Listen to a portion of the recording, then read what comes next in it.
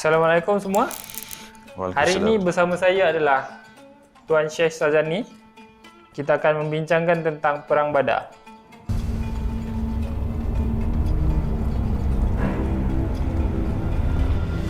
Okey Syekh, boleh kita mulakan? Boleh, silakan. Okey. InsyaAllah. Soalan pertama, Badar tu sendiri apa maksudnya? Okey. Badar ni sebenarnya ialah sebuah tempat. Nama sebuah tempat pertempatan. Kalau kita tengok pada peta Jazirah Arab ni, dia terletak di antara Madinah dengan Mekah, tetapi lebih berdekatan dengan Madinah. Jarak dia lebih kurang 130 km. Jadi sebenarnya Perang Badar ni Badar tu ialah nama tempat lah. Kalau kita tengok perang-perang lain, contohnya Perang Uhud. Perang Uhud sendiri, Uhud tu ialah nama sebuah tempat. Jadi ada Bukit Uhud, ada tempat Uhud tu sendiri. Maksudnya perang tu sendiri dinamakan di atas nama tempat berlakunya peperangan tu lah. Tepat sekali. Okey. Bilakah peperangan Badar itu berlaku? Okey. Bila berlaku ini ada sedikit khilaf antara ulama. Satu pendapat mengatakan 17 Ramadan tahun kedua Hijriah. Yang kedua 19 Ramadan tahun kedua Hijriah. Tetapi majoriti jumhur ulama mengatakan pada 17 Ramadan. Sepakat mengatakan 17 Ramadan tahun kedua Hijriah. Itu yang paling famous lah, yang selalu kita dengar. Sepakat 17 Ramadan. Maksudnya 17 Ramadan tu adalah di dalam bulan puasa sendiri. Betul. Okey. Awak dah tanya soalan tu. Jadi 17 Ramadan ni kita memang dah, kalau logiknya adalah ketika berpuasa. Jadi syariat berpuasa Allah turunkan kepada Nabi ketika tahun kedua Hijriah. Betul. Ngam-ngam 1 bulan before Ramadan. Maksudnya ketika tu Syaban lah. Kalau ikut bulan Islam kan. Jadi Syaban tu dapat syariat berpuasa untuk berpuasa ketika Ramadan. Jadi awak bayangkan, tahun pertama untuk berpuasa, mereka disuruh untuk berperang. Perang Badar. Perang Badar ni sebenarnya ialah perang yang besar pertama dalam sejarah Islam. Sebelum tu ada perang-perang kecil lah, macam gaduh-gaduh kecil. Tapi itu tak dibahaskan tak banyak dibahaskan. Jadi perang Badar ni ialah perang pertama dalam history kita. Maksudnya perang pertama dalam terbesar. Sejarah Islam dalam bulan Ramadan. Bukan. Perang terbesar pertama dalam sejarah Islam. Perang pertama terbesar dalam sejarah betul. Islam. Okey, soalan seterusnya adalah berapa ramai yang terlibat dalam peperangan ni? Okey. Berapa terlibat ni sebenarnya pun ada khilaf. Ada yang mengatakan 300 orang, ada yang mengatakan 313 orang. Tetapi ulama sejarah bersepakat dan bersetuju jumlah sebenar Islam ialah 313 orang dan Muslim ialah 1000 orang. Jadi awak bayangkan dengan jumlah 300 nak menentang dengan 1000 orang, boleh menang tak agak-agak? Susah. Logiknya lah. Susah Kan? Susah nak menang. Tetapi kalau kita berpegang kepada perkataan La ilaha illallah, iman di hati, insya-Allah. Jadi dengan keyakinan tu Allah memberikan kemenangan kepada mereka. Maksudnya dalam peperangan ni orang Islam Madinah yang memenangi peperangan. Betul. Sebab cerita dia sebenarnya yang berperang ni antara puak musyrikin Mekah 1000 orang dan Nabi Muhammad punya kerajaan Islam lah di Madinah kan. Jadi Madinah berperang dengan Mekah, musyrikin Mekah ketika tu. Apa yang menyebabkan ataupun punca berlakunya peperangan ini sendiri? Okey. Kalau kita melihat kronologi sebelum peristiwa hijrah ni, Islam ditentang dengan pelbagai daripada semua sudut ditentang. Jadi apabila kaum kerabat yang daripada yang puak musyrikin ni masuk ke Islam, masuk ke Islam lah. Join dan Islam. Hijrah ke Madinah Hijrah. Jadi ada setengah mereka ni yang tak puas hati. Anak dia, bapa dia, abang dia contoh jadi Islam.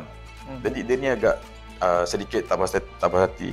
Jadi dia buat satu tentangan kepada Nabi, buat perdamaian dulu. Tapi lepas perdamaian tak boleh, so diisytiharkan perang.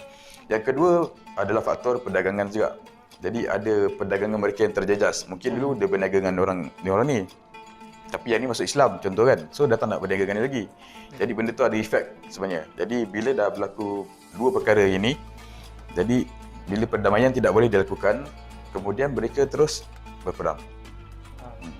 Maksudnya ketidakpuashatian adalah kunci utama peperangan yang berlaku lah. Betul. Tetapi paling kita ambil point ialah paling penting ialah mereka nak memusnahkan atau membunuh Rasulullah sallallahu alaihi wasallam, Nabi kita dulu.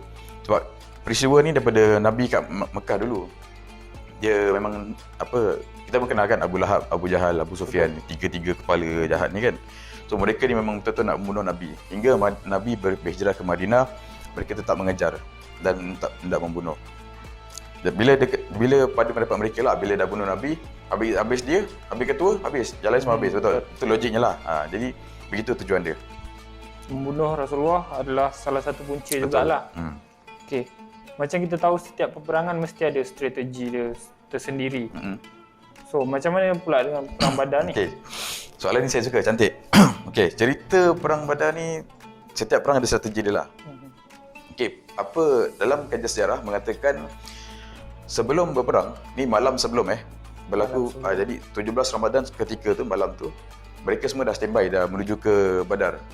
Jadi cara dia orang mengatur pertemuan tu sebelum insiden peperangan, setiap wakil ada hantar satu spy sebenarnya. Yang ni sejarah tak ceritakan sangat tapi dia ada hantar spy, dia akan jumpa kat Badar pada hari apa untuk battle lah.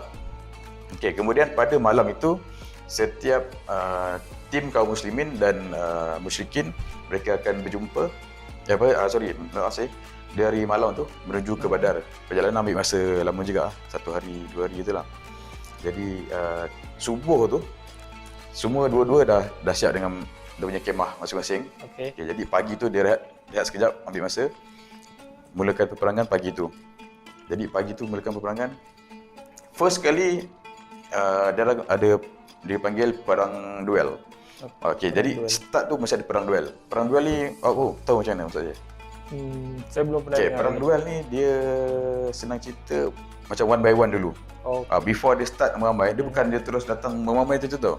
Dia perang duel dulu. Jadi Nabi hantar 3 orang wakil, iaitu Sayyidina Ali bin Abi Talib.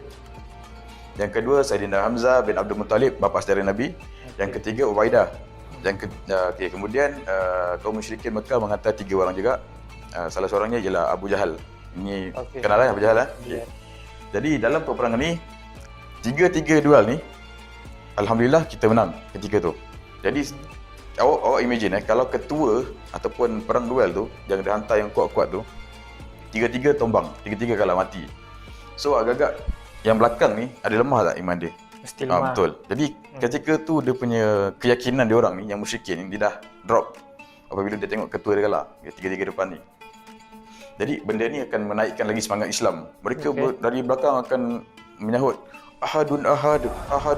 Maksudnya Tuhan yang Maha Esa lah. Dia dah semangat kan dia tu. Jadi ketika Sayyidina Ali dan Hamzah dengan Ubaidah mengalahkan mereka, kemudian baru mereka mula berperang dengan yang ramai itulah yang awak pernah nampak orang ramai masuk tu kan. Okey, ini pun satu strategi Nabi yang kita perlu tahu juga.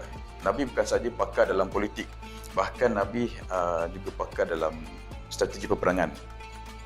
Apa yang saya belajar apabila dia masuk tu, bahagian hadapan akan berjumpa hadapan sini kan. Okey. So dia akan pakai tombak ataupun pedang yang depan ni.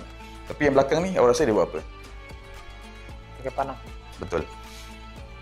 Yang belakang ni ada pasukan pemanah. Setiap pasukan berkuda, pemanah dan sebagainya ada leader masing-masing. Contohnya ada Umar, Abu Bakar, Abu Huzaifah. Contoh itu semua yang leader-leader.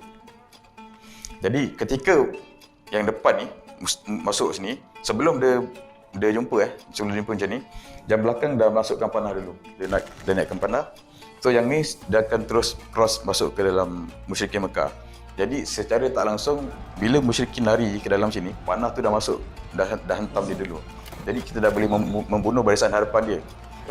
Jadi barisan hadapan kepada musyrikin dah boleh dah tombang sikitlah, dah jatuh. Jadi strategi ni Nabi yang buat ketika ni, musyrikin tak buat. Jadi bila bahagian hadapan dah longgar, dah tombang oleh pasukan pemanah, jadi pasukan Muslim kita lagi senang nak masuk ke dalam musyrikin Mekah. Itu cerita dia, faham tak? Oh, maksudnya dia sebuah strategi yang agak mantap lah. Agak mantap sebenarnya. Kemudian strategi ni digunakan oleh Khalid Al-Walid dalam perang lain lah, maksudnya dalam bukan perang ni. Sebab perang ni masa ni Khalid Al-Walid bukan Islam lagi. Dia belum masuk Islam.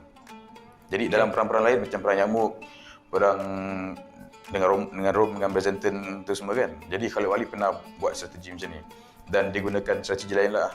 Tapi untuk yang Badar yang tadi tu je lah. Jadi cerita dia kat situ. Kemudian perang ni berlaku sebenarnya tak berapa lama. Dia bukan macam perang-perang lain. Ada perang lain yang kita nampak dalam 3-4 hari, 6 hari. Perang ni cuma berlaku pagi sampai tengah hari, sekejap je. Sebab maksudnya Islam dapat menang dengan mudah. A'udzu billahi minasyaitonir rajim. Bismillahirrahmanirrahim. Allahumma iftah lana fihi abwaaba fadlik wa anzil 'alaina fihi barakatik wa waffiqna fihi limujibati mardatik wa askinna fihi buhbuhati jannatik ya mujib da'watil mudtarrin. Ya Allah, bukakanlah bagi kami pintu kurniamu, turunkanlah untuk kami keberkatanmu, dan berikanlah kami kemampuan untuk mencapai keredaanmu. Tempatkanlah kami di dalam syurgamu yang luas, wahai pemakbul doa orang-orang yang dalam kesempitan. Allahumma innaka afuwwun tuhibbul afwa fa'fu anna